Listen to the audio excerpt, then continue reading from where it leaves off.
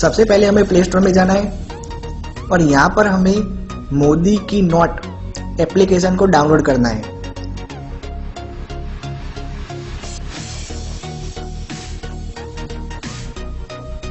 तो हमने इस एप्लीकेशन को पहले डाउनलोड कर दिया है।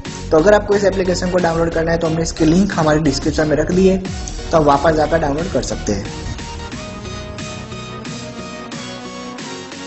डाउनलोड हो जाने के बाद हमें इस एप्लीकेशन को ओपन करना है। तो बस ओपन करते ही यहाँ पर सीधा व्यू स्कैन का ऑप्शन दिखेगा।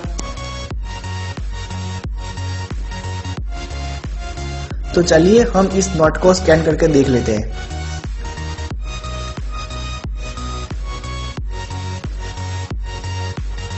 तो दोस्तों आप यहाँ पर क्लियरली देख सकते हैं, नोट को स्कैन करते ही सीधा यहाँ पर मोदी जी का वीडियो दिख रहा है।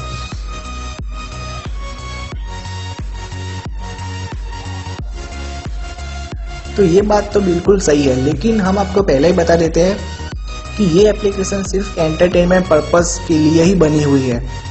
इससे हम ये साबित नहीं कर सकते कि ये नोट असली है या नकली। लेकिन इस एप्लीकेशन की सबसे बड़ी खासियत ये है कि इस एप्लीकेशन के जरिए सिर्फ 500 एंड 2000 रुपीज की नोट ही स्कैन होगी। तो ये बहुत ही अच्छी बात है।